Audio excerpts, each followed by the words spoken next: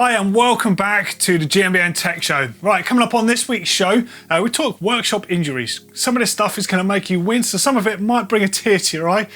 We also talk a little bit about YT Bike's new pricing structure. So this is kind of interesting. We'll get to this in the show, but I think more bike manufacturers are going to start doing this. We also have a look at what could be coming from Sram. They hint at something from the AXS range. We've got some wicked rewind stuff and also some really cool top mods from you lot. Okay, so straight into the show, and actually this is all off the back of something I posted online at the weekend. It was a little clip from a video that I made on Tech ages ago about mistakes you make in the workshop. All it's going to take is to accidentally slip and you're going to be in a realm of pain.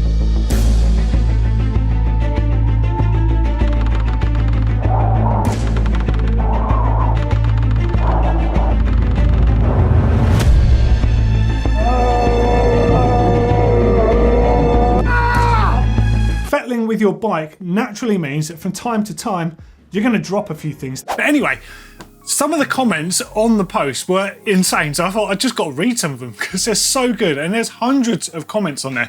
So the first one was from Darren Mabbott, who's actually he owns Silverfish, which is a UK distributor of loads of real cool stuff, including Yeti bikes actually.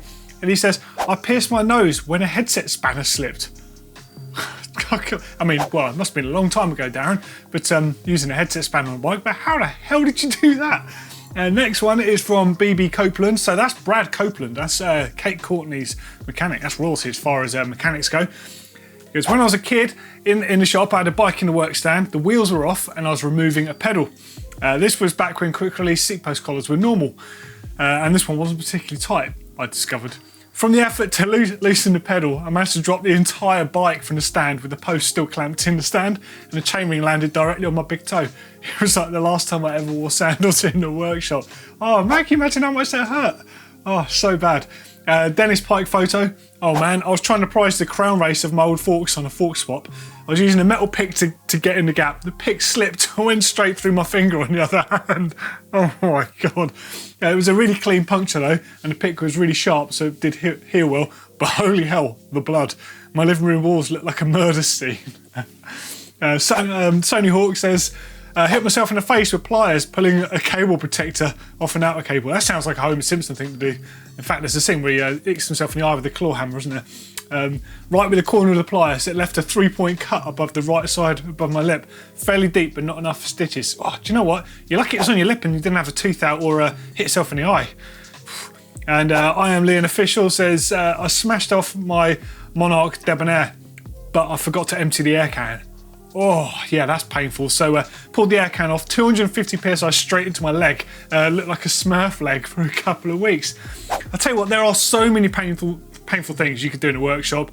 Obviously, you know, you need eye protection out there. Just thinking of the amount of accidents you can have with your bike. So if you get a fork sucked down, for example, where you're trying to pull that out, basically the internal air shaft there, I've seen that cause a bit of a mess with people before. So in fact, anyone else got a good painful story? I'd love to hear it. Or more importantly, actually, do you reckon has anyone out there accidentally damaged a bike when you're working in a workshop? I know I've done a few things over the years, and definitely a few things I've kept quiet about. So let's hear it. Might bring us some good stories to pick up next week. Okay, so straight into news then, and the first thing in news is Gorilla Gravity now have a carbon back end. Okay, so you might be questioning why this is newsworthy. Well, Gorilla Gravity, for starters, are a very cool brand. You might have noticed that Johan Borelli is now riding for the brand, and he actually chose the brand as well because of the fact that they've got a very cool approach to what they do. So they design and they manufacture everything in Colorado in-house. They've got their own technology in making carbon. They refer to it as revved carbon, so it's a very robust carbon system. And the cool thing about it is it's also recyclable, so it's got loads of cool things about it, but their bike range as well. If you're not aware of Gorilla Gravity, they've basically got a modular style approach. So although off the shelf you can buy 4 or 5 different models, I think they have, and basically you pick, like I have the short travel one with 27.5-inch wheels, you can basically change it to 29, you can change it to long travel, and you can kind of do this approach with all of their frames. So as far as changing the wheel travel goes, there's a seat stay conversion kit. So you put a new seat stay on your bike, and you may have to go for a bigger shock or a shorter shock if you're going for like extremes, but you can change the wheel travel basically on there. And then for the front end of the bike, it's designed basically to have this new headset cup system in there. So not only can you change from 27.5 to 29-inch wheels and vice versa, you can actually change the reach, the actual reach adjust in the actual frame as well. So it's a really cool modular approach to making bikes, and it's cool that you're buying a bike and if you want it a bit more, you can convert it without having to buy a new bike. I love that approach. But anyway, the Trail Pistol is their first bike that's got a full carbon construction. So I think they used to be full alloy back in the day, and then they developed their own technique basically to make the revved carbon. And now it's in full carbon, so they've figured out the back end of the bike, and it loses like 300 grams as well, so it's a lot of weight loss off the bike, so it's only going to be a good thing because their carbon system is super strong. So the Trail Pistol is a 29er, 120mm travel. This is it on screen. Yeah, back end drops 300 grams, made from Rev Carbon. It uses Sram UDH, that's a universal derailleur hanger on the dropouts there.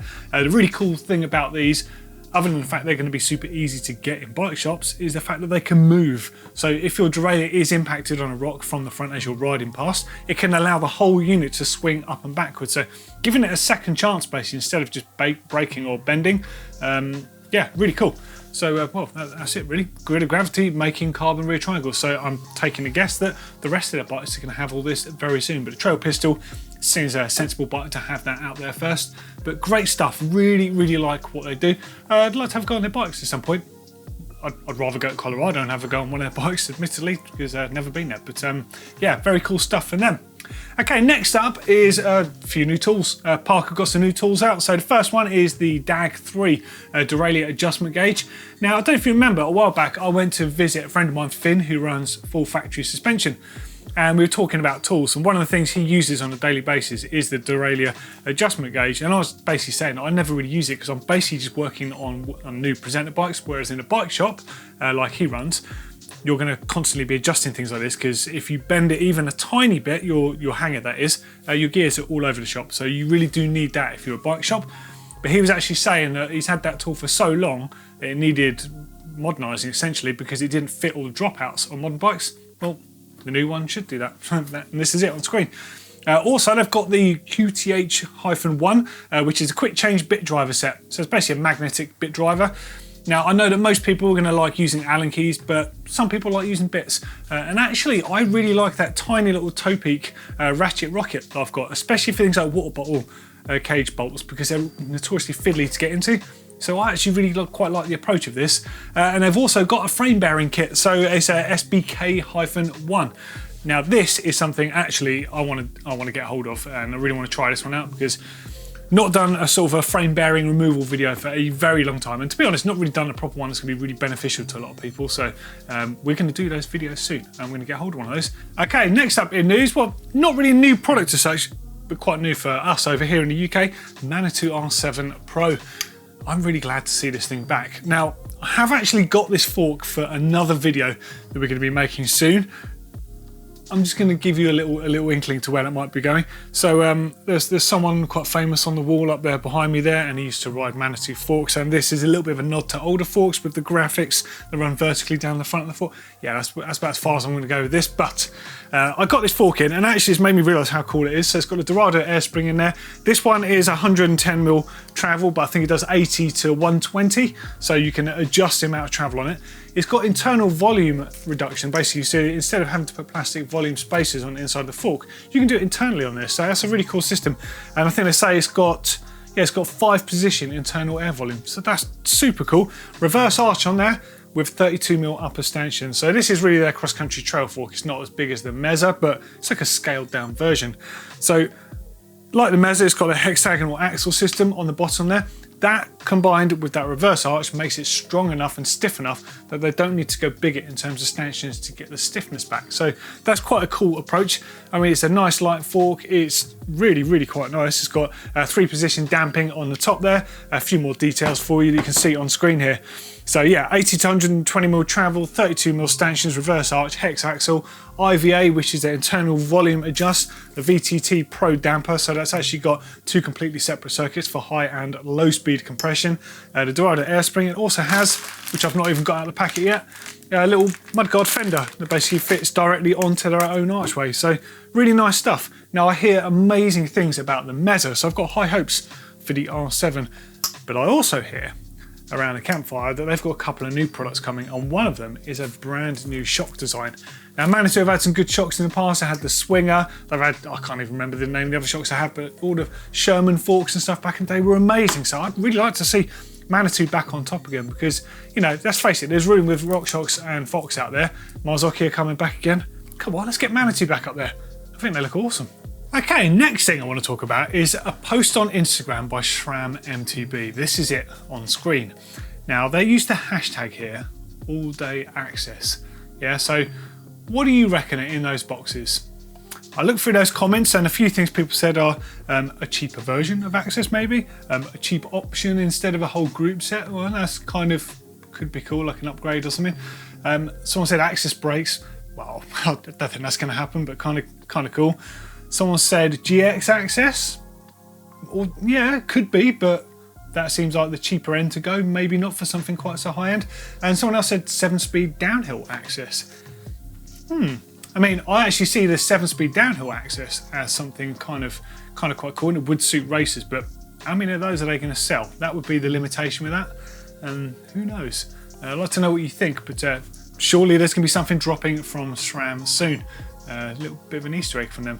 The other day I got a press release through from YT Bikes. Now, we all know and love YT Bikes. We know the Capra, we know the GFC, we know all the cool stuff that they make, like that new ISO as well. I'm not going to talk about their bikes as such because, well, in fact, there's going to be a few of them flying up on screen at the moment. The thing that made me really interested about the press release was a new approach they're taking to the way they're going to be selling and structuring their bikes. Now, previously, they used to have pro, race, comp and base models, which I guess that if you're shopping for a bike, can get a bit confusing with the level of spec you're getting on those bikes. So now they're doing two versions. So they're doing core and uncaged. Now in the core range, there's going to be numbers to correlate to the price structure they're going to be sitting within, like core 1, 2 and 3. Yeah, and then in the uncaged series, it's a very different thing. Now the cool thing about this core series is it's going to be a price structure. It's not going to be a fixed price or a fixed set of components on the bike. Let's just say you're buying a Capra that comes with SLX on it. Now you're not going to have to wait for new SLX to come out, and nor is it going to delay bike sales. They're basically going to be offering a bike with that level of componentry on it, and when new stuff comes out, it will just naturally appear on the bike, on the timeline. It means bikes will always be on sale instead of people waiting per model year. So in theory, you shouldn't really get the delays and things that are susceptible for this way of selling a bike, or the previous way of selling a bike. Now I'd imagine they've been thinking about this because of the problems in the supply chain that we've seen over the last year with COVID-19 crisis around the world. And if that's true, then I think that's a really cool thing. And I really expect a lot of other big bike manufacturers to do the same thing. It's much more like buying, I don't know, buying cars, where, you know, you're still buying a VW Golf and it might come with a better stereo, as you know, the new AirPlay or CarPlay stereo comes in as factory standard. You know, by the time they get them, they're already in the cars, you're buying it, and there might be negligible like price differences to compensate that stuff. But I think it's a really cool way of buying bikes. I mean, here are the bikes, just so you can see them. So they've got that, so this one is the GFC, so they've done it with a popular trail bike first, in this case, the example on the press release. But I think it's really, really cool. So the uncaged system, or the uncaged series bikes, is almost the complete opposite. So they're saying it's a high level of spec, limited numbers, and they've released the second new spec is available. So it's like you have to wait for the uncaged models to come out, whereas the core ones, they're always there. They're the bikes that you buy. They're the bikes you and I buy. But if you're saving up for something a bit special, then you might want to wait for the uncaged options to come out. I think it's really cool, and I've always loved what they do. They're really good with their marketing. They're really good about thinking what people want. I mean, do you remember when YT Bikes came out on the scene? They started doing adverts on like Dirt Magazine and that, and you had to pre-order a bike. Everyone was like, who's this company?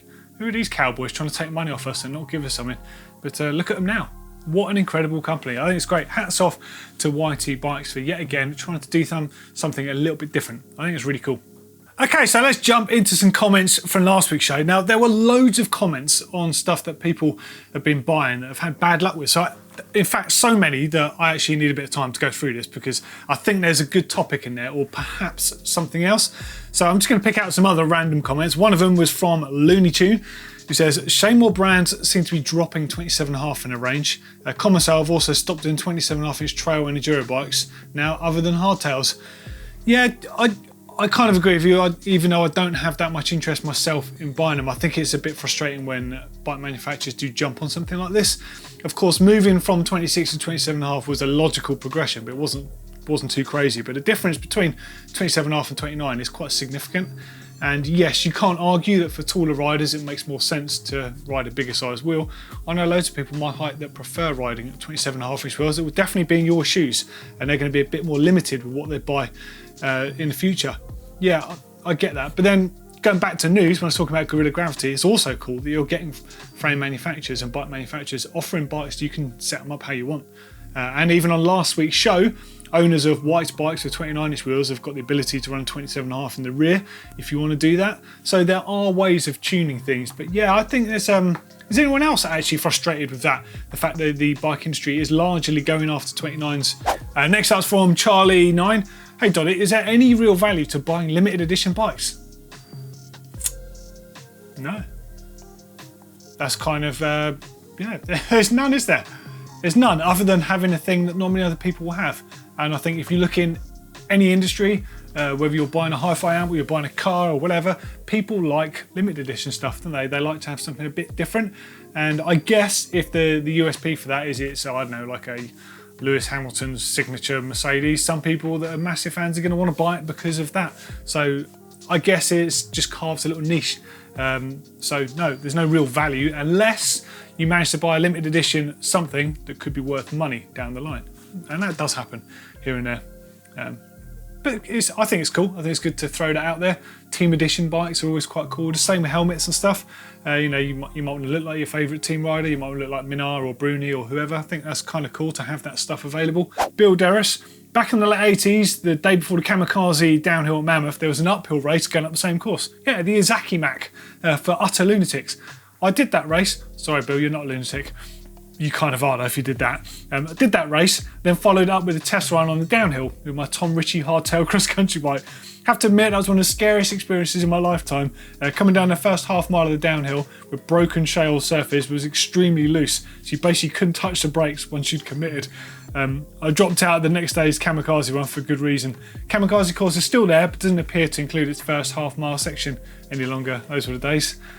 And also following on from that, Mark Bell said, you should take Warner's Giant to go down the Kamikaze. And Jude Chandler said, the whole Kamikaze sounds like a good opportunity to get the amp research done.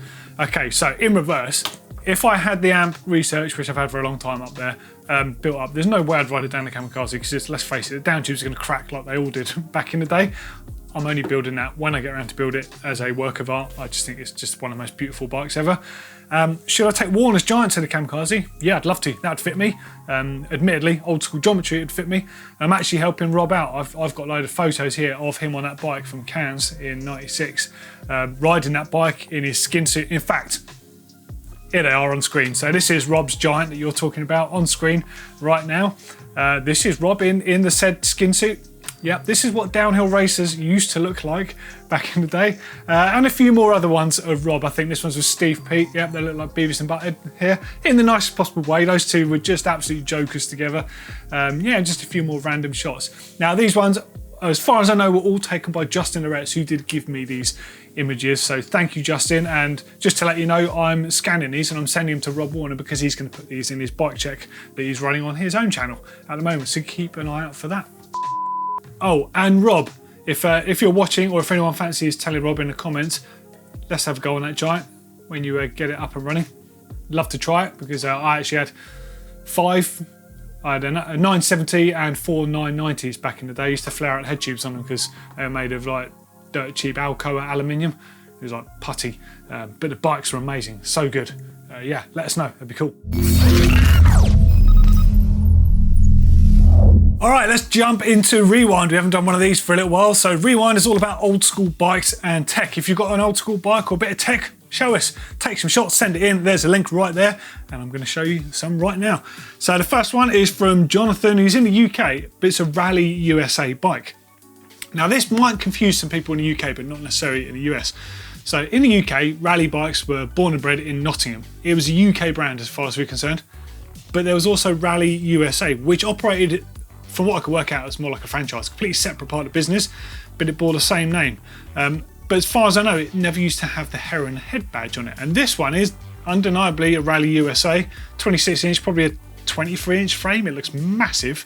But it's got the heron on the head tube, which is really strange. And I'd love to know that story if someone knows. Or perhaps there were some bikes that were rallies. In fact, there's Tomac on a rally up there. That's Rally USA, completely different font. But it's nothing like this bike. So bought on a trip to the States 30 years ago. Are these rare? Chrome alloy lugs with aluminium tubes bonded in. That's right, yeah. Will these part company if I ride it? No, it should be fine. Some carbon tubes would part with lugs when they were bonded, some earlier designs, but I think yours will be fine. If it creaks, stop riding it basically, if you can identify the creak in the frame. But no, it's a lovely old bike. And that's my memory of what mountain bikes looked like when I started, is that exact layout. Cantilever brakes, rigid, front and rear. I love the fact you got wishbone on the rear. So wishbone, basically a single tube going from the seat tube and then splitting like a fork. It just looked structurally really, really nice. Next up's from Stephen in Bradford, and this one's a Rocky Mountain Blizzard. Yes, look at that frame. Although the stuff on it's not that old. What's going on here? It's one of my wish list frames. Rocky Mountain 853 Blizzard, so made from Reynolds 853 tubing. Lovely steel, that. It's a retro mod, right? Okay, so you've got a retro frame and you built it up with some other stuff. So, 11 speed, 1x SLX race face and Hope group set on there. Hope brakes, wheel stem, Eastern carbon bars, 2004 correct. Fox 32s are 2010. To be fair, they don't look too much different from the old ones anyway. Dude, it's really nice. Always love the fact they had like the maple leaves on their designs on the Rocky Mountains. Man, I've got such fond memories of old school Rocky Mountains. And look at that seat post. I've totally forgotten about those. It looks like something that H.R. Geiger would design. Eastern Monkey Light XC bars. You'll now often see these under the Raceface name. Two companies working together. Eastern doing the road side of things, Raceface doing the off-road side of things, which is cool because they're both great brands. Seeing them in the same house. Dude, I love it. Okay, and just one other thing on Rewind I just want to bring in. I've had a letter sent to me from Sandy Plenty at the Trailhead Bicycle Company. Now, I don't know if you remember, about this time last year I made a video all about a collection of Klein bikes. Well, someone saw that video, got in touch with Sandy and basically sent us his story. Now, he's written a long letter. I haven't got time to read the whole thing out here, but it's quite heartwarming, really. So essentially, he had a stroke a couple of years ago, and basically he's not been back to work, but he's been using his two original Klein bikes, which he's still riding now, to get himself back to fitness, which is just brilliant. Now he says, I never expected to be able to ride a bike again because he did such a terrible amount of damage to the balance centre of the brain. It gives me a chill reading this. I was finally able to attempt riding again last April, and I'm glad to say I'm back on the trail and road riding again full time on my old retro Kleins. And I also have the retro Bill Neely book that you were talking about. Amazing stuff. He says, get this guys, I'm still riding these two old Klein bikes. This is the bikes on screen. And you should see the looks I get trailside. Most guys figure that I suck and I'm old and slow, but they get surprised when I pass them on the climbs. Oh dude, this is so good to hear. I mean, it's a massive letter and it's really cool. So it's a guy called Bob Miller, and he's actually offered to donate the bikes if we're willing to pay the postage. Bob, you're the man. I think this is super cool. I'm going to get in touch with you via this email that Sandy sent. I just want to say it's really cool. Well, sorry to hear the fact that you had a stroke, full stop, but it's really cool that you've managed to get yourself back to full fitness and you're riding bikes again. And I really hope that you do manage to get a new bike that you really want to ride and you have many years enjoyment out on the trails. And thank you again for getting in touch. It's like it's heartwarming to read this stuff. So thank you once again. Okay, now it's time for top mods. Have you made any modifications to your bike? If you have, then send it to us. We'd love to see what you've done to your bike. It could be just changing back tyre when you've skidded it through to the carcass, or it could be a full new transmission. Anything counts. Come on, get them in. The address is right there on the screen. There's a bigger one down there underneath, so you can click on that and it'll take you through to our uploader. Tell us a bit about yourself, where you're from, what you like to ride, and what you've done to your bike, and we'll put you on the show. So this one, the first one's from Christian in Bavaria, and he says, this is my YT Capra CF Pro Dream build. Man, doesn't everyone love a dream build? If you get the chance to do this, well, fair play. I mean, this first image, I think I've opened this in reverse, is the finished bike. Oh my God, this thing is absolutely dripping in the finest gear. Wow. So last year I broke my elbow really badly, so I've had to sell my new and unridden downhill bike. I decided to get my hands on my Capra and make it super rad. So I've changed everything besides the cranks and the stem, and I guess the frame. Here's the part list from the new build. This is literally a wish list for so many people. RockShox Zeb Ultimate 190, Cane Creek double barrel Kitsuma coil shock with a Sprindex 400 to 440 spring. That's for adjusting the spring rate on there. TRP TR12 drivetrain, SRAM GX Eagle cassette, E13 cranks and chain guide, nuke-proof Horizon pedals, Magura MT7 Pro with Bruni levers on them. Yeah, remember the Magura brakes, you can change the lever shape on there so you can get what you want. And you can actually get a bit more leverage out of them if you have the Danny McCaskill ones as well. Crazy design, really cool. Mavics D-Max Elite wheel set, BergTech ride wide bars, BergTech pink top cap, not stem, Renthal stem, BergTech bartender Minar grits, 1UP V2. The list goes on. Look at this thing, it's absolutely decked. Looks awesome. Next up is from Steve, and he's got Vitus Escarp. During lockdown, I saw an amazing stand by MTV Hopper, so I decided to have a go at making one for myself. It turned out all right. When you say stand, let's have a look at this. Okay, so there's your jigsaw. All right, nice. Okay, so like a stand to hold your bike up in. Oh, dude, good work. Hey, that's a nice. So that's by MTV Hopper. Did you come up with the plans, or did they share the plans and you cut your wooden stuff from there? I'd like to know. That's a really cool project. That looks like a Blake Builds to me.